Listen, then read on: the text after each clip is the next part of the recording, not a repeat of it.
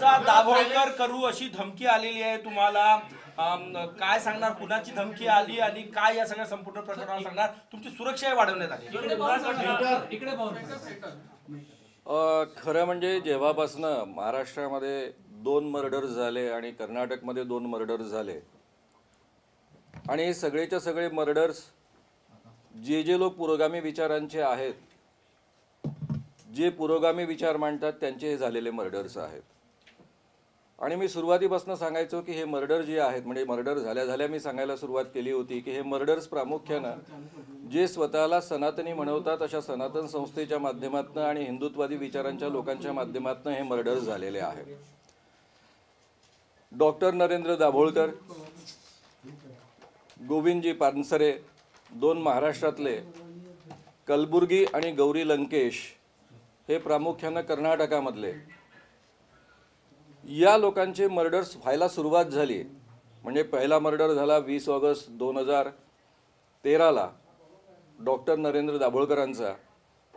तेव्हापासूनच माझं नाव त्या लिस्टमध्ये असल्यामुळं स्वाभाविकच मला सुरक्षा देण्यात आली. ती कंपल्सरी सुरक्षा होती आणि तेव्हापासून ही सुरक्षा कायम आहे. आता ती Y+ सुरक्षा आहे. आणि या पद्धतीची आव्हानं किंवा या पद्धतीच्या धमक्या येतच असतात अधूनमधून, कारण मी ज्या पद्धतीचं काम करतो त्यामधनं खरं म्हणजे मी धर्माबद्दल बोलत नाही, धर्माच्या विरुद्ध कधी बोलत नाही, देवाच्या विरुद्ध कधी बोलत नाही, पण देव आणि धर्माच्या नावावर सर्वसामान्य माणसांना जे लुबाडलं जातं त्याविरुद्ध आम्ही ही चळवळ चालवतो गेल्या 40 वर्षांपासून. आजपर्यंत 40 वर्षात माझा ट्रॅक रेकॉर्ड आहे. आज तुम्ही तपासून पाहू शकता की एकदाही कोणत्या धार्मिक कार्यक्रमाला आम्ही विरोध केलेला नाही, कोणत्याही देवाबद्दल अपशब्द किंवा चुकीचा शब्द वापरलेला नाही. फक्त देवाधर्माच्या नावावर जे लुबाडतात अशा ढोंगी माणसांना, लुबाडणूक करणाऱ्या माणसांना, स्त्रियांचं शोषण करणाऱ्या माणसांच्या विरुद्ध ही चळवळ आम्ही चालवत आलो. आणि आतापर्यंत हजारो बाबांना, देव्यांना, मांत्रिकांना आणि या पद्धतीनं शोषण करणाऱ्या लोकांना आणि ज्योतिषांना आम्ही एक्सपोज केलेला आहे. दरवेळी हे लोक धर्माच्या नावावर आणि देवाच्या नावावर दडण्याचा प्रयत्न करत असतात, कारण त्यांच्याच आडून देवाच्या नावावर आणि धर्माच्या नावावर त्या आडून यांचे सगळे व्यवसाय चालू असतात. ज्यावेळी यांची बदमाशी उघडकीस होण्याचा प्रसंग येतो किंवा ज्यावेळी यांची लबाडणूक लोकांसमोर उघड केली जाते त्यावेळी हे देवाचं नाव घेऊन, धर्माचं नाव घेऊन या पद्धतीनं त्याच्या आड दडून हिंदुत्ववादी संघटनांना भडकवत असतात. आणि मग त्या पुढे येऊन त्यांच्या संरक्षणाकरता पुढे येतात हिंदुत्वाच्या नावाखाली किंवा कोणत्या तरी धर्माच्या नावाखाली. आणि हे केवळ हिंदू संघटनांबाबतच घडतं असं नाही आहे. फार कमी प्रसंग असे आलेत, पण ज्यावेळी काही मुस्लिम लोकांना आम्ही एक्सपोज करायला गेलो त्यावेळेस काही मुस्लिम लोकही पुढे आले होते, काही ख्रिश्चन लोकही पुढे आले होते. पण त्यांना कन्व्हिन्स करण्यामध्ये आम्ही यशस्वी ठरलो, कारण त्यामध्ये उघड बदमाशी आम्ही त्यांना दाखवू शकलो. त्याच पद्धतीनं इतक्या वर्षांमध्ये वर्षानुवर्ष आम्ही याबाबत यशस्वी ठरलो की आम्ही ज्यांना एकदा म्हणतो की हे लुबाडणूक करणारे आहे, फसवणूक करणारे आहेत किंवा या पद्धतीचे खोटे लोक आहेत, ते दरवेळी आम्ही सिद्ध करू शकलो आहोत. आता पण हा प्रसंग या पद्धतीने निर्माण झाला. खरं म्हणजे धीरेंद्र कृष्ण महाराज यांचा रामकथेचा कार्यक्रम नागपूरमध्ये होता. मी सुरुवातीपासून म्हणत आलो की रामकथेचं आम्ही स्वागतच करतो. मी स्वतः रामकथा सांगायचो मुलांना. भारतीय समाजामध्ये कोणत्याही जाती धर्मामध्ये जरी तुम्ही जन्माला आला तरी रामायण, महाभारत हे अतिशय प्रिय विषय असतात. आणि त्यामुळे स्वाभाविकच कोणी त्याबद्दल सांगत असेल आणि रामकथा करत असेल तर त्याबद्दल ऑब्जेक्शन घेण्याचं काही कारणही नाही. आणि धार्मिक स्वातंत्र्य आहे आपल्याला. धर्माचा प्रचार प्रसार करणं आणि एवढंच नव्हे तर धर्माचं आचरण करणं घटनेचा फंडामेंटल राईट आहे 25 कलमानुसार. त्यामुळे त्याविरुद्ध बोलण्याचा मुद्दाही येत नाही. पण मी जे काम करतो आहे ते काम घटनेनुसारच करतो आहे. घटनेमध्ये 51AH या कलमानुसार प्रत्येक नागरिकानं सायंटिफिक टेम्पर, वैज्ञानिक दृष्टिकोन पसरवावा, स्पिरिट ऑफ एन्क्वायरी, चिकित्सक प्रकृती जागवावी आणि एवढंच नव्हे तर रिफॉर्म करावा, सुधारणा करावी आणि मानवता निर्माण करावी या पद्धतीच्या ड्युटीज आपल्यावर सोपवलेल्या आहे. आणि त्या ड्युटीज पार पाडत आम्ही गेले 40 वर्ष हे काम करतो आहे. महाराष्ट्र शासनाची जी कमिटी फॉर्म झाली, जादूटोणाविरोधी कायदा प्रचार प्रसार अंमलबजावणी समिती, तिचंही मूळ उद्दिष्ट वैज्ञानिक दृष्टिकोन लोकांपर्यंत या कायद्याच्या निमित्तानं पोहोचवणं, या कायद्याच्या निमित्तानं लोकांमध्ये जागरूकता निर्माण करणं, या कायद्याची माहिती पोहोचवणं आणि त्यासोबतच त्याची अंमलबजावणी करण्याच्या माध्यमातून सुद्धा वैज्ञानिक दृष्टिकोन निर्माण करणं, हाच दृष्टिकोन निर्माण ठेवून या समिती गठीत झालेली आहे आणि तिचं काम गेल्या 2014पासून प्रभावीपणे व्हावं असं अपेक्षित आहे. त्यामुळे मी माझं काम घटनेनुसार करतो आहे. घटनेनं दिलेल्या प्रत्येक धार्मिक स्वातंत्र्याचा मी आदर करतो, त्याच्या विरुद्ध कधीही बोलत नाही. आणि असं असताना ज्यावेळी या पद्धतीनं धमक्या येतात, धमक्या येणं तर स्वाभाविक आहे, कारण सर्वसामान्य जेव्हा भक्त, मी स्वतः एकेकाळी अतिशय अनेक बाबांचा भक्त होतो, सगळ्याच पद्धतीच्या श्रद्धा माझ्या जीवनाचा भाग होत्या. मला भूत लागलेलं होतं, 10व्या वर्गात शिकत असताना ते मांत्रिकांनी काढलं होतं. अनेक बाबांच्या उष्ट भोजन मी खाल्लेलं आहे, त्यांचे पाय धुतलेले आहे, कारण मला सिद्धी प्राप्त करायच्या होत्या, सगळ्या आध्यात्मिक क्षेत्रामध्ये प्रगती साध्य करायची होती. त्यामुळे मी त्या भक्तांच्या भावना अतिशय उत्तम पद्धतीनं ओळखतो. त्यांची चीडही मला समजून येते, कारण त्यांच्या दृष्टीनं त्यांच्यावर ज्यांची श्रद्धा, ते ज्यांच्यावर श्रद्धा ठेवतात ते केवळ सामान्य माणसं नसतात, त्यांच्याकरता ते देव असतात. आणि आपल्या देवाबद्दल कोणी काहीतरी आक्षेप घेत आहे, त्यांना ढोंगी म्हणत आहे किंवा त्यांना ठग म्हणतं आहे, याचा राग येणं स्वाभाविक आहे. त्यामुळे आता गेले काही दिवस माझा फोन मला उचलणं असह्य झालेलं आहे, कारण सारखे शिव्यांचे फोन येतात. आम्ही वेगवेगळ्या कार्यकर्त्यांना सांगतो, चला तू शिव्या खाण्याचं जरा ट्रेनिंग घे, तू जरा शिव्या खाण्याचं ट्रेनिंग घे, आणि प्रत्येकजण पेशंटली त्याचे उत्तर देण्याचा प्रयत्न करत आहेत. कारण या भक्तांच्या भावनांचाही आम्ही अतिशय आदर करतो, कारण त्या भावना आम्हाला कळतात. पण माझा साधा प्रश्न संघटनांना आहे. ज्या ज्या संघटना या बाबाच्या समर्थनार्थ उतरल्या, किती साधी गोष्ट आहे, बाबामध्ये जर दिव्यशक्ती आहे तर त्यांनी फ्रॉड अँड प्रूफ कंडिशन्स खाली ती सिद्ध करावी. त्यांच्यापर्यंत कोणत्याही इतर मार्गातनं माहिती मिळत नाही या पद्धतीच्या कंडिशनमध्ये त्यांनी सांगण्यासाठी पुढे यावं. आजकाल आपली टेक्नॉलॉजी इतकी विकसित झालेली आहे की तुम्हाला एखाद्याचा चेहरा कळला तर काही मिनिटांमध्ये तुम्ही त्याची माहिती मिळवू शकता. या पद्धतीचे सॉफ्टवेअरसुद्धा आहेत, याची आपल्या सगळ्यांना नीट कल्पना आहे. प्रत्येकाचे फुटप्रिंट्स हे आजच्या ऑनलाईनमध्ये कुठे ना कुठे असतात, गुगलवर असतात, सगळीकडे असतात. आणि त्यामुळे काही मिनिटांमध्ये अवघ्या ही माहिती तुमच्यापर्यंत तुम्हाला मिळवता येते आणि त्याच्या आधारावर मग इतर गोष्टी अनेक सांगता येतात. अशा अवस्थेमध्ये दिव्यशक्तीचे दावा करणारे धीरेंद्र कृष्ण महाराज यांना आपण वारंवार सांगतोय की नागपूरमध्ये नागपुरातल्या पत्रकारांसमोर त्यांनी यावं.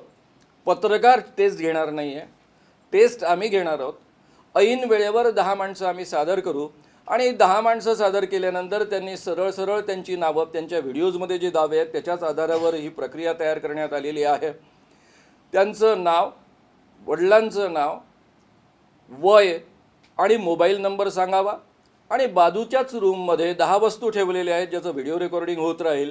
त्या 10 वस्तू कोणत्या आहेत ते आपल्या सूक्ष्मदेहानं जाऊन किंवा त्यांच्यामध्ये जी काही क्षमता आहे, ज्याला इंग्रजीमध्ये क्लेरोव्हायन्स असं म्हणतात आणि ते त्याला दिव्यशक्ती म्हणतात, त्याला अंतर्ज्ञानसुद्धा म्हणण्याची प्रथा आहे, ते त्यांनी पाहून यावं आणि 2 वेळा ही प्रक्रिया नागपूरमध्ये पार पाडावी.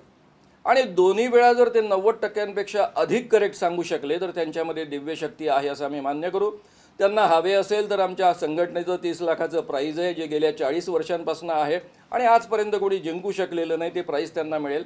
आणि पैसे नको असतील तर त्यांनी केवळ दिव्यशक्ती सिद्ध करण्यासाठी या ठिकाणी यावं, जेणेकरून मी बोलतोय की ते लोकांना दिव्यशक्तीच्या नावाखाली फसवतायत ही वाक्य खोटी ठरतील. मी त्यांना फसवतोय हे वाक्य वापरतो म्हणून त्यांची माफी मागेन आणि त्यांच्या पायावर डोकं ठेवून माझी संघटना गेली 40 वर्षे, जिने हजारो भांडाफोड्स केलेले आहे आणि एकदाही जिचा आजपर्यंत पराभव झालेला नाही, ती संघटना आम्ही बंद करू. सर, हे धमक्या ज्या संघटनाकडून आलेले आहेत आणि कुणाच्या मोबाईलवर आले आहेत त्यांच्यामध्ये काय म्हटलं सर? आमच्या संपूर्ण यंत्रणेमध्ये यूट्यूब चॅनल आम्ही जे चालवतो आणि पर्सनॅलिटी डेव्हलपमेंटचे वर्कशॉप चालवतो त्याची एक यंत्रणा आहे. त्या यंत्रणेमध्ये माझ्या मुलाचा मोबाईल जो आहे त्याच्यावर ही धमकी आली. मी तर अजून पाहिलीसुद्धा नाही. ती धमकी करण्याच्या धमक्या वारंवार येतात. त्या परस्पर त्यांनी पोलिसांकडे सोपवल्या, कारण मला ऑलरेडी वाय सुरक्षा आहे, Y+ सुरक्षा आहे आणि त्यामुळे त्या यंत्रणेनं ती धमकी केली. मी अजूनही तो स्क्रीनशॉट वगैरे पाहिलेला नाही. आता तुम्ही विचारतात म्हणून फक्त मला ते माहीत होतं आहे, कारण ह्या धमक्या सारख्याच येत राहतात, म्हणूनच ही सुरक्षा आहे. आणि मी हे नेहमीच मानत आलो दाभोळकरांच्या मृत्यूनंतर की आपलं लाईफ बोनस आहे, तर त्या बोनस लाईफचा जास्तीत जास्त चांगल्या पद्धतीनं आपण उपयोग करावा. आणि म्हणून मी पूर्ण ताकदीनं महाराष्ट्र शासनाच्या वतीनं हा कायदा पण करून घेतला, पुढची कमिटी पण फॉर्म करून घेतली आणि अतिशय जिकिरीनं त्या कमिटीचं काम उत्तम चालावं यासाठी प्रयत्न करतो आहे. आणि दरवेळी माझ्या सगळ्या मंत्र्यांना मी समजावून सांगण्याचा प्रयत्न करतो की माझं लाईफ बोनस आहे, त्यामुळे कदाचित तुम्हाला उद्या परवा करता येईल, पण मला ते उद्या परवा करता येण्याची शक्यता नाही आहे. त्यामुळे मला मॅक्झिमम चांगला माझ्या वेळेचा उपयोग करू द्या आणि चांगलं सहाय्य करा. त्यामध्ये अजित पवारांसारख्या माणसांचं उत्तम सहाय्य मिळतं, सगळ्यांचंच मिळतं असं होत नाही. पण या ठिकाणी एक मुद्दा मी संपवून टाकतो जो सुरुवात केली होती. मी नागपूरच का, नागपूरचा आग्रह का? नागपूरमध्ये या पद्धतीचं वातावरण आहे. नागपूरमध्ये दोन्ही प्रकारच्या विचारधारा अत्यंत प्रभावी आहेत. एका बाजूनं RSSची विचारधारा आहे, दुसऱ्या बाजूने आंबेडकरी विचारधारा आहे. आणि या दोन्ही विचारधारांमध्ये एक सातत्यानं सामंजस्य राहिलेलं आहे की दोन्ही विचारधारा आपापली मतं अतिशय ताकदीनं मांडतात आणि दुसरी विचारधारा त्यांचा सन्मान करते. तुम्ही आजपर्यंत इतक्या वर्षांच्या इतिहासामध्ये या दोन्ही विचारधारांमध्ये आपसात कधी भांडणं झालेली आहेत, हाणामाऱ्या झालेल्या आहेत असं चित्र कधी नागपुरात निर्माण झालेलं नाही आहे. हे नागपूरचं एक वैशिष्ट्य आहे. दुसरं वैशिष्ट्य एक कॉमन माणूस आहे, त्यांचं नाव आहे देवेंद्र फडणवीस, ज्यांच्या न्यायप्रियतेवर आणि ज्यांच्यावर माझा पूर्ण विश्वास आहे. आणि कारण त्यांचं पोलीस खातं आहे, ते गृहमंत्री आहेत आणि धीरेंद्र स्वामी महाराजांना ते चांगले ओळखतात. त्यांच्या दरबारामध्ये पण विशेषत्वानं त्यांच्या रामकथेच्या प्रोग्राममध्ये ते गेलेले होते आणि त्यामुळे त्यांना खरं म्हणजे महाराजांना त्यांच्यावरही 100% विसंबता येतं आणि त्यांच्या न्यायप्रियतेवर माझा विश्वास असल्यामुळे आम्हालाही त्यांच्यावर विसंबता येतं. आणि नागपूरमध्ये अतिशय चांगल्या वातावरणामध्ये शुद्धतेनं त्यामध्ये कोणतीही बदमाशी होणार नाही या पद्धतीनं फ्रॉड अँड प्रूफ कंडिशन्स खाली ही प्रक्रिया पार पडू शकते आणि खऱ्या अर्थानं दिव्य शक्ती आहे की नाही हे सिद्ध होऊ शकतं. म्हणून मी नागपुरात ही प्रक्रिया पार पडावी याचा आग्रह धरतो आहे. सर, या धमक्यांमुळे तुमच्या कामावर परिणाम होणार आहे का? तुम्ही पोलिसात तक्रार देणार आहे का, न्यायालयीन लढाई लढणार आहे? धमक्यांमुळं माझ्या कामावर परिणाम झाला असता तर 40 वर्षापूर्वी हे संघटनच मी सुरू केलं नसतं. कारण मला अजूनही आठवतं की 82 साली डिसेंबरमध्ये हे संघटन सुरू केलं. त्याच्या आधी मी भाषणांना जायचो तर माझी केवळ तारीफ व्हायची, कारण एक पत्रकार म्हणून मी युवकांमध्ये अतिशय लोकप्रिय होतो, यूथ कॉलम चालवायचो. आणि माझ्या आयुष्यामध्ये मी पहिल्यांदा शिव्या खायला सुरुवात केली ती या कामाची सुरुवात केल्यापासून. आणि रोजच धोका असायचा जीवाला, कारण मी जरी देवाच्या विरुद्ध आणि धर्माच्या विरुद्ध बोलणार नाही असं जाहीररित्या म्हणत असलो आणि तसं ठरवून बोलत असलो तरी मी प्रत्येक बाबाचं नाव घेऊन, एवढंच नव्हे तर प्रत्येक मांत्रिकाचं नाव घेऊन, प्रत्येक ज्योतिषाचं नाव घेऊन मी बोलायचो. आणि सगळ्यांच्या पुढे हे बोलत असताना नाव घेऊन बोलत असल्यामुळं त्यांचे भक्त मोठ्या संख्येनं गोळा व्हायचे. त्यावेळेस मला तर पोलिसांचंही प्रोटेक्शन नव्हतं, काही नव्हतं, उलट पोलीस विरोधात असायचे, कारण लॉ अँड ऑर्डरची सिच्युएशन निर्माण व्हायची. हळूहळू त्यामुळं पोलीस अधिकारी हजर राहायला लागले, ते कन्व्हिन्स होत गेले, त्यांचं पुढे सहकार्य मिळत गेलं. हा पाठ नंतरचा आहे, पण तेव्हापासूनच माझ्या जीवाला धोका होता आणि मी हे ठरवलं होतं. खरं म्हणजे जेव्हा मी काम सुरू करतो त्यावेळेस माझे जे सगळे पुरोगामी चळवळीतले सहकारी होते, माझ्या जयप्रकाश नारायण चळवळीतले सहकारी होते, ते मला सारखे म्हणायचे, हे भिंतीवर डोकं आपटून घेणं याशिवाय काही निष्पन्न होणार नाही, तू फक्त मरशील, शहीद होशील, याच्या पलीकडे काही होणार नाही असं ते म्हणायचे. पण माझा विश्वास होता, कारण संत परंपरेनं ज्या पद्धतीनं काम केलं आणि विशेषत्वानं मी गाडगे महाराजांचं काम समजून घेतल्यानंतर मला असं वाटलं की या मार्गाने गेल्यानंतर आपण लोकांना कन्व्हिन्स करू शकू. आणि म्हणून मग मी गाडगे महाराजांच्या म्हणजे संत परंपरेच्या, संत ज्ञानेश्वर तुकाराम नामदेव महाराज पासून तर अगदी तुकडोजी महाराज आणि गाडगे महाराज ही जी परंपरा आहे त्या परंपरेच्या मार्गाने आपण गेलो तर खरोखर आपण लोकांच्या अंधश्रद्धा दूर करू शकू, लोकांना आपण कन्व्हिन्स करू शकू, त्यांच्यामध्ये वैज्ञानिक दृष्टिकोन पसरवू शकू असा माझा अभ्यासाच्या आधारावर कॉन्फिडन्स होता. आणि तो कॉन्फिडन्स खऱ्या अर्थानं सिद्ध झाला. ज्यावेळेस मी चळवळ सुरू केली, कोणी जर मला तेव्हा सांगितलं असतं तू पुढे 40 वर्ष ही चळवळ चालवणार आहे, तर त्यावेळेस मी त्याला वेड्यात आणि मूर्खात काढलं असतं. मी म्हटलं असतं की एवढ्या बाबांचा मी भांडाफोड करत जाणार आहे आणि मला जिवंत ठेवतील, असं कसं शक्य होईल, असं मी तेव्हाही म्हटलं असतं. त्यामुळे हा अपवाद आहे 40 वर्ष असं काम करून सुद्धा एखादा माणूस जिवंत राहणं. आणि त्यामध्ये महाराष्ट्रातली कायदा सुव्यवस्था आणि महाराष्ट्रातलं जागरूक सरकार हे पण त्याला तेवढंच जबाबदार आहे. आणि म्हणून ही सिच्युएशन महाराष्ट्रामध्ये निर्माण होऊ शकली, कारण महाराष्ट्रामध्ये 2 चांगल्या गोष्टी आहेत. एक म्हणजे ही संत परंपरा, ज्याचं नाव घेऊन तुम्हाला बोलता येतं आणि लोकांना कन्व्हिन्स करता येतं, कारण या संत परंपरेला मानणारा खूप मोठा वर्ग या महाराष्ट्रामध्ये आहे. आणि दुसरी आहे शाहू फुले आंबेडकर परंपरा, ज्यामध्ये आगरकर येतात, सावरकर येतात, इव्हन प्रबोधनकार ठाकरे येतात. ही जी परंपरा आहे समाज सुधारकांची महाराष्ट्रातली, त्यांनाही मांडणारा खूप मोठा वर्ग असल्यामुळं महाराष्ट्रामध्ये इतर प्रांतांच्या तुलनेत, कारण मी 4-5 प्रांतांमध्ये काम करून पाहिलेलं आहे, इतर प्रांतांच्या तुलनेत काम करणं सोपं जातं.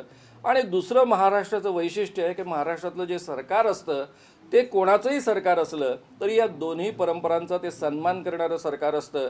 आणि त्यांना जेव्हा वाटतं की हा माणूस या परंपरांचं काम करतो आहे तर कळत नकळत त्यांचं सहकार्य मिळतं आणि लॉ अँड ऑर्डर सिच्युएशन महाराष्ट्रातली अधिक चांगली आहे.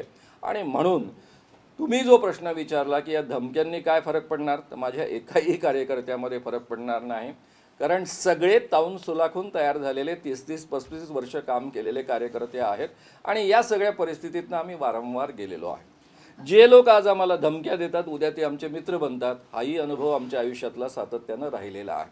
उलट माझे जे कार्यकर्ते आहेत, एक मिनिट फक्त, माझे जे काही कार्यकर्ते आहेत ते मला धमक्या देतच आलेले होते आणि नंतर ते कार्यकर्ते झालेले आहेत. हां, पुढे सर. विरोधी कायदा रद्द करावा ही मागणी होती सर, ही जी धमकी आली आज याच्यामध्ये नाशिकला आंदोलन आहे. नाशिकला आंदोलन अंधश्रद्धा निर्मूलन कायदा रद्द करा हे आंदोलन होणं स्वाभाविक आहे. मी पोलिसांना म्हणेल तुम्ही चौकशी करा याच्या मागे कोण आहे. याच्या मागे सनातन संस्था आहे. सनातन संस्था जेव्हा 4 मर्डर्समध्ये अडकली, कारण आता जवळपास सगळ्या चार्जशीट दाखल झालेल्या आहेत, कलबुर्गींची झाली की नाही मला माहीत नाही, पण गौरी लंकेश, दाभोळकर आणि पानसरे या तिन्ही प्रकरणांची तर डेफिनेटली दाखल होते आहे किंवा झाली आहे. अशा परिस्थितीमध्ये त्यांचं नाव आता उघड झालेलं आहे. त्यामुळे ते छुप्या पद्धतीनं इतर हिंदुत्ववादी संघटनांमध्ये, आधीही ते इतर हिंदुत्ववादी संघटनांमध्ये घुसतच होते, त्यांच्या माध्यमातून ते या पद्धतीची मागणी करणार. कारण त्यांचा सगळ्यात जास्त प्रखर विरोध या कायद्याला होता आणि दाभोळकरांचा मर्डर या कायद्याचा ते पुढाकार घेत आहेत म्हणूनच झालेलं आहे, आपण सगळ्यांना माहीत आहे. त्यामुळे या कायद्याला विरोध करणं स्वाभाविक आहे. कारण आसाराम बापूला ज्यावेळेस अटक झाली बलात्काराच्या आरोपाखाली, त्यावेळेसही आंदोलन या लोकांनी केलं होतं, तुम्ही सगळ्यांनी पाहिलेलं आहे. कदाचित तुम्ही त्यांचे फोटो आणि त्यावेळेस त्यांची आंदोलनाचे, मेळाव्यांचे किंवा निदर्शनांचे फोटोही छापलेले असतील. त्यामुळे सांगण्याचं तात्पर्य असं आहे की ही माणसं कोणाचंही समर्थन करतात, म्हणजे बलात्कार करणाऱ्या बाबांचं सुद्धा समर्थन करणारी ही माणसं. माझा साधा प्रश्न आहे, रामकथेला जर मी कधीच विरोध केलेला नाही, धीरेंद्र स्वामीच्या दिव्य शक्तीला फक्त मी विरोध करतो आहे. दरबारामध्ये, भर दरबारामध्ये ते सांगतात की यांनी भूत लावलं, त्यांनी भूत लावलं, त्यांनी जादूटोणा केला, त्यांनी टोटका केला, नावसुद्धा घेतात कोणत्या व्यक्तीने टोटका केला, कोणत्या तरी विद्येद्वारा हा टोटका करवून घेतला. या अंधश्रद्धा पसरवण्याचं आणि कायद्याचं, दोन्ही कायद्यांचं उल्लंघन करणारा सातत्यानं प्रकार ते करत असताना त्यालाच फक्त जर मी विरोध करतो आहे, जो कायद्यानुसार अतिशय ॲप्रोप्रिएट विरोध आहे, असं असताना हे लोक त्यांच्या समर्थनार्थ येतात कसे धर्माच्या नावाखाली? म्हणजे थोडक्यामध्ये धीरेंद्र कृष्ण महाराज जे लोकांना दिव्यशक्तीच्या नावाखाली गंडवत आहेत त्याचं हे समर्थन करतायत का? ते भूतखेतं लोकांमध्ये लावण्याचा, म्हणजे सांगण्याचा प्रयत्न करतायत, अमुकाने भूत लावलं, तुम्हाला भूतांची बाधा झालेली आहे, तमुकाने करणी केली, टोटका केला, हिंदीमध्ये त्याला टोटका म्हणतात, बाहर का किया, इसने खिलाया, उसने पिलाया, हे गावोगाव सांगूनच गावोगावच्या लोकांमध्ये मारहाण होते आणि त्यामध्ये अनेक माणसं मारली जातात आणि म्हणून हा कायदा आलेला आहे. असं असताना ज्यांना वाचवण्याकरता, ज्यांच्यामध्ये वैज्ञानिक दृष्टिकोन निर्माण करण्याकरता आपण हा कायदा निर्माण केला, एवढ्या ताकदीनं निर्माण केला आणि महाराष्ट्रातल्या सगळ्याच पक्षांच्या सहमतीनं निर्माण केला, त्या कायद्याला विरोध करतायत. याचा दुसरा अर्थ असा होतो की त्यांना या देशामध्ये धीरेंद्र कृष्ण महाराजांसारखे लोकांना फसवणारे, दिव्यशक्तीच्या नावाखाली, भूताखेतांच्या नावाखाली, जादूटोण्याच्या नावाखाली, टोटक्याच्या नावाखाली महाराज त्यांना हवे आहे. आणि हाच हिंदू धर्म आपल्या देशामध्ये हवा आहे का? हे आपल्या घटनेला अभिप्रेत नाही. हे स्वामी विवेकानंदांसारख्या स्वतःला सनातनी हिंदू म्हणवणाऱ्या माणसांना अभिप्रेत नाही. इव्हन सावरकरांना अभिप्रेत नाही. प्रबोधनकार ठाकरेंपासून सगळ्या शाहू फुले आंबेडकर परंपरेला तर नाहीच नाही, पण संत ज्ञानेश्वर, संत तुकाराम, नामदेव आणि अगदी गाडगे महाराज, तुकडोजी महाराज या परंपरेला सुद्धा हे मान्य नाही. हे त्यांना पसंत नाही. त्यांनी या विरुद्ध काम केलेलं आहे. गाडगे महाराज म्हणायचे, अरे शी कोणाच्या अंगात देवी येते काय? 4-4 दिवस अंग धुत नाही तिच्या अंगात देवी येते. या पद्धतीनं लोकांना समजावून सांगायचे की कोणाच्या अंगात देव येत नसतो, कोणाच्या अंगात देवी येत नसते. हे सारेच्या सारे प्रकार अंधश्रद्धा आहेत. सर, आपण पाहू शकतो जाहीरपणे विरोध सुरू आहे. आपण ज्या ठिकाणी आता आहोत इथूनच 1 किलोमीटर दूर 2-3 दिवसापूर्वी हजार लोक जमले होते हिंदुत्ववादी संघटनांचे. त्यांनी त्या ठिकाणी तुमचे फोटो त्याच्यावर क्रॉस मार्क करून आणि तिथे सुद्धा पत्रकारांना सुद्धा मारहाण झालेली आहे. या सगळ्या प्रकरणामध्ये हिंसक सगळं प्रकरण होत चाललं आहे. कारण तुमचं आव्हान काय पोलिसांना की तुम्ही राहता तिथूनच 1 किलोमीटर परिसरामध्ये हे सगळं झालेलं आहे नागपूर शहरातच. हा, थोडी बहुत त्याची मला कल्पना आहे. लोक किती होते, मला बाकीचे लोक म्हणत होते की 200 लोक होते, तुम्ही म्हणता 1000 होता. लोक किती होते हा महत्त्वाचा मुद्दा नाही आहे. महत्त्वाचा मुद्दा असा आहे की आपण कशा पद्धतीनं महाराष्ट्रामध्ये आता जाणार आहोत. महाराष्ट्रामध्ये आजपर्यंत या मुद्द्यांवर कधी लॉ अँड ऑर्डरचे मुद्दे उपस्थित झालेले नाहीत आजवर. मी इतक्या बाबांचा भांडाफोड केला. नागपूरनेच पायलट बाबा कृपाळू महाराजला जेलमध्ये पाठवलं. शकुंतला देवीला गाव सोडून जावं लागलं. पटवर्धनला बोलका पत्थर विकणारा त्याला जावं लागलं. 4 पाद्र्यांना जेलमध्ये जावं लागलं. अनेक मुस्लिम इथल्या मांत्रिकांना आपण त्यांना जेलमध्ये पाठवलं. आता वेगवेगळ्या धर्माच्या लोकांचे हे मुद्दे होते आणि तरीही आपल्यापैकी कोणीही त्याला धार्मिक मुद्दा होऊ दिला नाही. या पद्धतीचं वातावरण आपण कायमचं राखलेलं आहे. नवं वातावरण आलं कुठून? हा प्रश्न आपण सगळ्यांनी स्वतःला विचारला पाहिजे. मला पण विचारला पाहिजे, आपण पण विचारला पाहिजे स्वतःला. नागपूर एवढं बदललं. या नागपूरमध्ये श्रद्धा आणि अंधश्रद्धा या विषयावर परिसंवाद होतो. एका बाजूने राम शेवाळकर अध्यक्ष असतात, मागो वैद्य, दिभा घुमरे, श्रीभा वर्णेकर असली सगळीच्या सगळी तज्ज्ञ मंडळी त्या क्षेत्रातली त्या बाजूनं श्रद्धेच्या बाजूनं बोलतात आणि श्रद्धा आणि अंधश्रद्धा यामध्ये फरक करता येत नाही असं सांगण्यासाठी दुसऱ्या बाजूनं भालभोळे, त्यानंतर डॉक्टर रूपा कुलकर्णी, रवी रानडे, यशवंत मनोहर, मी अशी सगळी माणसं आम्ही दुसऱ्या बाजूनं बोलतो आणि लोक शांतपणे दोन्ही विचार ऐकून घेतात आणि दोघांमध्ये एक दिवस पहिल्या दिवसात एक परिसंवाद होतो, दुसऱ्या दिवशी विरुद्ध बाजू बोलते आणि लोक छानपैकी ऐकतात. त्यानंतर इथे अध्यात्म आणि विज्ञान यावर याच पद्धतीनं परिसंवाद होतो. ही नागपूरची परंपरा आहे. नागपूरमध्ये उत्तम पद्धतीनं विचारांची देवाणघेवाण होते. हे मारहाण करणं, बाकीचं हे सगळं करणं आलं कुठून? किती सिंपल गोष्ट आहे. धीरेंद्र महाराजांमध्ये जर दिव्य शक्ती आहे तर सिद्ध करावी, मुद्दा संपवावा. सर हिंदी प्रवीण एक हिंदी होते ना, प्रवीण मराठी 4 राहिले आहेत. माझे 4 मराठी का हो झालं. शंकराचार्य असं म्हणाले दिव्य दृष्टी जर असेल त्या संदर्भामध्ये त्यांनी आव्हान केलं आहे भेगाच्या पडतात जोशी मठाला. त्या भेगा का पडल्या आणि त्या ठिकाणी भूस्खलन का होत आहे? जर या पद्धतीने चमत्कार असेल तर त्या ठिकाणी जोशी मठ वाचवता का आला नाही? शंकराचार्य म्हणाले. याच्यावर तुम्ही काय म्हणाले? नाही, शंकराचार्यांनी जो प्रश्न उपस्थित केला तो अतिशय उत्तम प्रश्न उपस्थित केला. खरं म्हणजे सर्वसामान्य माणसांच्या डोक्यामधला हा प्रश्न त्यांनी लोकांसमोर मांडलेला आहे. जर खरोखर या पद्धतीनं दिव्यशक्ती करण्याचा किंवा देवशक्ती साधण्याचा आणि चमत्कार करण्याचं सामर्थ्य जर धीरेंद्र कृष्ण महाराजांमध्ये आहे तर बरोबर आहे ना. जोशी मठमध्ये ज्या काही आतापर्यंत दरारी निर्माण झालेल्या आहेत, तिथे पुढे येऊ घालणारी सगळ्या धोक्याची स्थिती आहे ती थांबवावी ना. त्याच्याही पलीकडे मी आधी जाऊन म्हणत आलेलो आहे. म्हणजे जसं शंकराचार्यांनी म्हटलं त्याच पद्धतीनं मी म्हणतो याचा उपयोग देशाच्या सुरक्षेकरता आपण करून घेऊया ना.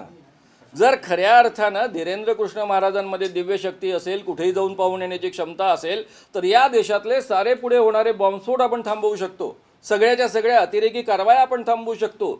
केवळ धीरेंद्र महाराजांना आधीच कळेल की कुठे बॉम्ब तयार होतोय आणि बॉम्बस्फोट होणार आहे, ताबडतोब पोलीस जातील, त्या ठिकाणी तो ताब्यात घेतील, मुद्दा संपून जाईल.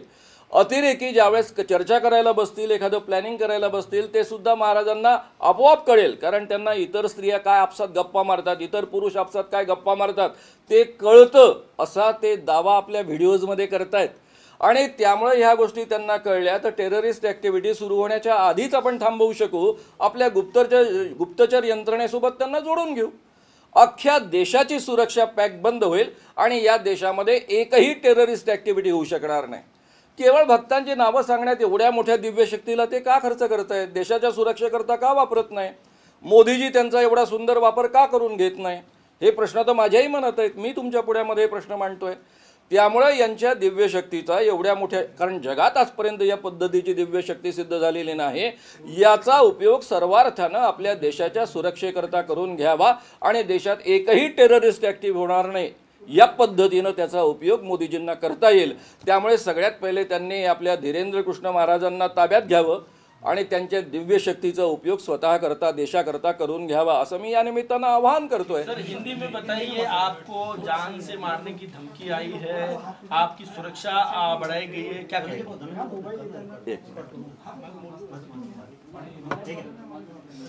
कार्ड में जगह है ना? मराठी झालं. हाँ, हिंदी है सर, थोडक्यात एवढं राहील.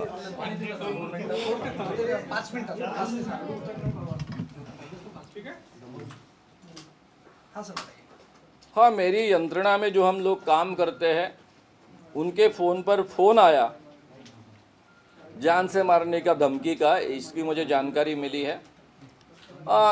इस काम में जब भी हम किसी बाबा को एक्सपोज करने जाते हैं, उसकी ठगी एक्सपोज करने को जाते हैं, तो इस ढंग की धमकियाँ आते रहती है. मुझे पहले से Y+ सुरक्षा महाराष्ट्र सरकार की ओर से है, क्योंकि यहाँ महाराष्ट्र में 4 मर्डर्स हुए हैं. महाराष्ट्र में 2 और पास के कर्नाटक में 2. डॉक्टर नरेंद्र दाभोलकर, डॉक्टर गोविंद पानसरे जी, और तीसरे कलबुर्गी और गौरी लंकेश, ये 2 व्यक्ति कर्नाटक में मारे गए हैं. और ये चारों लोग जो अपने आप को हिंदुत्ववादी संगठन कहती है, सनातन शब्द के साथ में जुड़ी हुई है, उस संगठन ने किए हैं. ये तो पुलिस के शोध कार्य में और इन्वेस्टिगेशन में सामने आया है. कुछ लोगों के बारे में चार्जशीट भी दाखिल हुई है. तो इसलिए पुलिस को ये बात गंभीरता से लेना स्वाभाविक है, क्योंकि उसमें पहला नाम तो मेरा था. तो नेचुरली इस ढंग से पुलिस अपनी जो भी सिक्योरिटी के लिए करना आवश्यक है वो कर रही है. रहा सवाल ये धमकियों का, मैं आज तक 40 सालों से अखिल भारतीय अंधश्रद्धा निर्मूलन समिति के नाम से ये काम कर रहा हूँ. खुद मैं अपने आप को हिंदू कहता हूँ और सनातनी हिंदू कहता हूँ. सनातनी यानी शाश्वत और हमेशा सत्य का आग्रह रखने वाला, ये सनातन धर्म की विशेषता रही है. मैं खुद सभी प्रकार के धार्मिक जो भी क्षमताएं होती है वो प्राप्त करने का प्रयास करने वाला व्यक्ति हूँ. मुझे सिद्धियाँ प्राप्त करनी थी और उसी मार्ग से चलते चलते मैं यहाँ तक पहुँचा हूँ. और मुझे पता चला कि ऐसी सिद्धियाँ किसी के पास नहीं होती है, ऐसी दिव्य शक्तियाँ किसी के पास नहीं होती है. इसलिए लोगों में गए 40 सालों से हम साइंटिफिक टेम्पर फैलाने का काम कर रहे हैं. जो हमारे कॉन्स्टिट्यूशन ने 51AH के तहत हमें ड्यूटी सौंपी है, scientific temper, spirit of inquiry, reform और ह्यूमैनिटी, ये ड्यूटीज़ बताई गई है जो हमें लोगों में फैलानी है और अपने आप में निर्माण करनी है. वो काम मैं कह रहा हूँ. जब धीरेन्द्र कृष्ण महाराज नागपुर में आए तो उनके राम कथा का तो मैंने स्वागत ही किया, लेकिन उन्होंने जो दिव्य दरबार लगाया उसमें वो काफ़ी चमत्कारों के दावे करते हैं और लोगों में केवल अंधविश्वास फैलाते नहीं हैं, तो लोगों में झगड़े भी लगाते हैं. जैसे कि आपको किसी ने भूत लगा दिया, ये भूत अमुक अमुक व्यक्ति ने लगाया, उसका नाम भी बताते हैं. मुझे पता है कि ऐसे में क्या होता है, लोग जाकर उनको पीटना शुरू कर देते हैं जिसका नाम सामने आता है. और ये भूत दुनिया में नहीं होता है. इसी के आधार पर महाराष्ट्र का जादू टोना विरोधी कानून बना है. ये कानूनन भी अपराध है और कई चमत्कारों के वो दावे करते हैं. तो वो जो दावे हैं दिव्य शक्ति के, वो अपने आप नाम पहचान सकते हैं, अपने आप पिताजी का नाम पहचान सकते हैं, उम्र पहचान सकते हैं, मोबाइल नंबर पहचान सकते हैं, किस भक्त के घर में कौन सी चीज़ कौन से अलमारी में रखी है पहचान सकते हैं. ये आज तक दुनिया में सिद्ध नहीं हुआ. इसलिए मैं कहता हूँ कि ये ठगी है लोगों की. उसके लिए जो ट्रिक्स का उपयोग होता है, उस पर कई ट्रिक्स हमने आज तक उजागर की है. शायद ये अलग ट्रिक्स का उपयोग करते हैं तो वो भी सामने आ जाएगा. इसके लिए हमने फ्रॉड एंड प्रूफ कंडीशंस के अंदर उन्होंने नागपुर में आकर आह्वान स्वीकारे और सही माने में उनमें दिव्य शक्तियों के आधार पर ये जानने की क्षमता, ये सिद्ध करे, ये आह्वान दिया. नागपुर में सबसे ज़्यादा सुरक्षित तरीके से यह आह्वान हो सकता है, क्योंकि उनके रामकथा में जाकर आने वाले देवेंद्र जी फडणवीस नागपुर के पालक मंत्री है, गृह मंत्री है, उप मुख्यमंत्री है. उन पर मेरा भी पूरी तरह से विश्वास है. महाराज जी के भी वो नज़दीक है, ताकि वो यहाँ आकर एक सुरक्षित वातावरण में फ्रॉड एंड प्रूफ कंडीशंस के अंदर एक वैज्ञानिक चुनौती स्वीकारे और 2 बार ये प्रयोग सिद्ध कर 90% करेक्ट बताए और उनमें दिव्य शक्ति है ये सिद्ध करे. ये जाहिर तरीके से हम कह रहे हैं. अब मेरा सवाल ऐसा है, जो लोग मुझे धमकियाँ दे रहे हैं उनको, कि भाई मैं तो ये दिव्य शक्ति का दावा उनका है उसको मैं आह्वान दे रहा हूँ ना. मैं सनातन धर्म के खिलाफ आज तक बोला हूँ, ना मैं भगवान के खिलाफ बोल रहा हूँ, ना मैं कोई धार्मिक चीज के खिलाफ बोल रहा हूँ, ना मैं राम कथा के खिलाफ बोल रहा हूँ, ना तो आज तक मैंने कभी किसी धार्मिक कार्यक्रम का विरोध किया है। तो आप इस चीज को धर्म के साथ कैसे क्या जोड़ सकते हो? जो लोग मुझे विरोध कर रहे हैं या फिर कह रहे हैं, मैं उनसे एक सादा सवाल पूछता हूं कि भाई जी, आपका ये दिव्य दृष्टि, दिव्य शक्ति के नाम से जो ठगी चल रही है उसका आप समर्थन कर रहे हो। आपके बाबा में दिव्य शक्ति सिद्ध करने का मादा नहीं है, ये आपको पता है, इसलिए आप उसकी सुरक्षा करने के लिए प्रयास कर रहे हो। ये सीधा सवाल पूछता हूं। हालांकि हिंदुत्ववादी संगठनाएं जो इसका समर्थन कर रही है, उन्होंने आगे आने चाहिए। महाराज जी, दिव्य शक्ति सिद्ध कीजिए, एक बार विज्ञान के सामने ये बात सिद्ध कीजिए, दूध का दूध पानी का पानी हो जाएगा, क्योंकि आज तक दुनिया में सिद्ध नहीं हो चुका है। मानो जी आप इस कानून को रद्द करने की मांग साधु संत उठाने लगे हैं, नंबर 1। नंबर 2, साधु संतों का बड़ा प्रदर्शन नासिक में चल रहा है। ये जो कानून बना है 2016 में, इसकी रद्द करने की मांग और साधु संतों का प्रदर्शन, इस संबंध में आपका क्या कहना है? सीधी बात है कि जब ये कानून बनने की प्रक्रिया शुरू थी, तब से 2005 से लेकर तो मैं 2013-14 तक जुड़ा हूँ। ये जो कानून बनने की प्रक्रिया थी, इसमें सभी इस ढंग के महाराजों का बहुत विरोध था। उनमें से 2 प्रकार के लोग थे, जो खुद ठगी का हिस्सा थे, वो आखिरी तक विरोध करते रहे। जो लोग ऐसा मानते थे, क्योंकि ये लोग जाकर भड़काते थे सबको कि ये धर्म के खिलाफ है, कानून में ऐसा है वैसा है, कल सत्यनारायण करेंगे तो आपको अरेस्ट हो जाएगी, कल अगर आप बारी में यानी पंढरपुर के बारे में पैदल जाओगे तो वहाँ अरेस्ट हो जाएगी, इस ढंग से लोगों को भड़काते थे। तो ये 8 साल में, पहले तो 2005 में यही नागपुर में 16 दिसंबर को विधानसभा में कानून सम्मत हुआ था, उसके बाद भी वो अटक गया था। तो यही इन लोगों को हम बहुत अच्छे ढंग से समझा पाए। सबसे पहले इनका नेतृत्व करता था बड़े पैमाने पर बीजेपी थोड़ा सा और शिवसेना ज़्यादा। तो हम बीजेपी के लोगों को भी ठीक ढंग से समझा पाए। बीजेपी की ओर से अशोक मोडक डॉक्टर, इनको डेप्यूट किया गया था इस कानून के लिए, उनकी हर सूचना इस कानून में अंतर्भूत की गई है। यानी बीजेपी का 100% समर्थन प्राप्त इस कानून को है, उन्हीं के सूचनाओं के अनुसार ये कानून फाइनल हुआ है। फिर शिवसेना के उद्धव जी ठाकरे, साथ में बाकी भी लोग जैसे देसाई साहब है, इन सबकी सूचनाएं भी इस कानून में अंतर्भूत की गई है, उन्होंने भी उसे समर्थन दिया 100%। वारकरी संप्रदाय के लोगों को भड़काया गया था, उनमें से काफ़ी लोगों को, जैसे मोरे जी है, बाकी लोग हैं, इन सबको समझाया गया और सबको समझाने के बाद में कई सालों तक ये प्रक्रिया चलते रही और उसी के बाद ये कानून बना है। अभी इस कानून में ऐसी कोई धार्मिक चीज़ को ठेस पहुंची ऐसे एक भी बात नहीं है। केवल ठगी के खिलाफ ये कानून है, लोगों के अंधविश्वासों के खिलाफ ये कानून है और इसीलिए यह कानून सर्वसहमति से पारित हुआ है। दुनिया में आज तक ऐसा कानून किसी भी प्रांत में नहीं है, अपने देश में भी नहीं है, ये बात सही है, यही महाराष्ट्र की विशेषता है। तो मेरा सादा सवाल है कि आज जो महाराज इसको विरोध कर रहे हैं, तो उसके कानून के कौन से हिस्से को भाई विरोध कर रहे हैं? जो चमत्कार कर कर बताएगा, आर्थिक प्राप्ति करेगा, वो कानून से अपराध है। तो चमत्कार होता है सिद्ध करने के, लाइए ना धीरेन्द्र स्वामी महाराज को, कितनी आसान बात है। देवेंद्र जी फडणवीस किसी भी धार्मिक व्यक्ति के शत्रु तो है नहीं, वो तो रिप्रेजेंट करते हैं, तो उनके अगुवाई में हो जाए ना नागपुर में, पूरी तंत्र से आपको एक भी प्रकार की जानकारी नहीं मिलेगी। इस ढंग से आयोजन होगा इस चुनौती का, और वो सिद्ध करे कि उनको दिव्य शक्ति से ये बताना संभव है, नाम बताना, पिताजी का नाम बताना, उम्र बताना, उनका मोबाइल नंबर बताना, बाजू के रूम में रखी हुई चीज़ें बताना, 2 बार तो करना है केवल, वो तो बार बार करते हैं। तो ये सब वो सिद्ध करे और बात को खत्म करे। एक बात, ये अगर सिद्ध हो गया तो आपको कानून रद्द करने की मांग करने की आवश्यकता ही नहीं पड़ेगी, कानून अपने आप रद्द हो जाएगा, क्योंकि कानून का दूसरा शेड्यूल में का दूसरा हिस्सा है, चमत्कार का दावा कर कर अगर कोई लोगों को ठगता है, यानी उससे आर्थिक प्राप्ति करता है, फंसाता है, ठगाता है, तो कानूनन अपराध है। अगर कोई चमत्कार कर सकता है तो कानून वैसे बन सकता है, बन ही नहीं सकता है।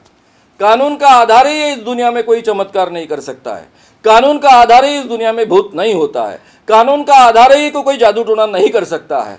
ये चीजें आकर सिद्ध करे ना, तो कानून अपने आप रद्द हो जाएगा, आपको कोई कोशिश करने की आवश्यकता ही नहीं पड़ेगी। श्याम मानव जी, चूंकि आपको धमकियां आ रही है बाबा के समर्थकों की, कई अन्य लोगों की, तो क्या इसके खिलाफ कानूनी लड़ाई आप लड़ने वाले हो आगे? और देखिए, धमकियां तो मुझे सतत आती है, ये काम है सरकार का।